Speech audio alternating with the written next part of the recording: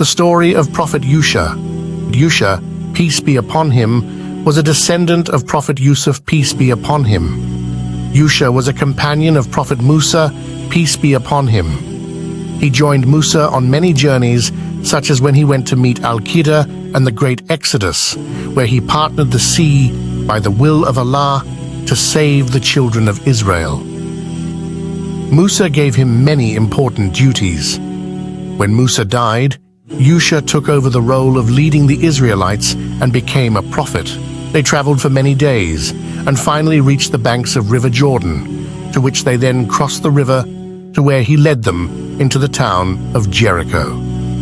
Jericho was an amazing city with tall buildings and great walls, and the people in the town were known to be huge and strong. However, their leaders were very bad, and they were all corrupt. They would take advantage of the poor and worship idols as well. Allah didn't want these people controlling the city, so Allah then ordered the Prophet to take his men to capture the city. Yusha recruited young men from his people and planned to attack Jericho. He took his men and set to seize the city of Jericho on a Friday.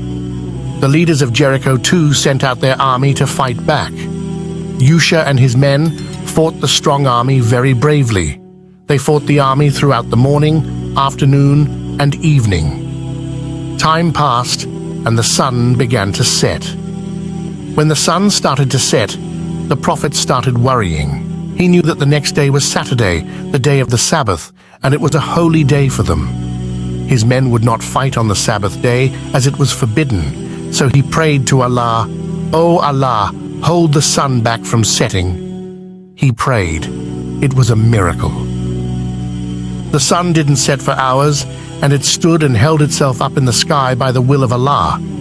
The sun has never stopped in its orbit, except for Yusha, peace be upon him. The Prophet and his men fought fiercely, and they eventually won the battle. And through the example of Yusha, we see how Allah grants victory to those who are prepared and rely on him only. Yusha and the children of Israel lived in the Bait al-Maqdis for some time, where Yusha taught them the Torah and ruled according to it. To which then, over time, after 127 years, he died peacefully in the Promised Land. Yusha is a prophet that is not mentioned in the Quran, however, in authentic hadiths, he has been referenced. That is the end of the video.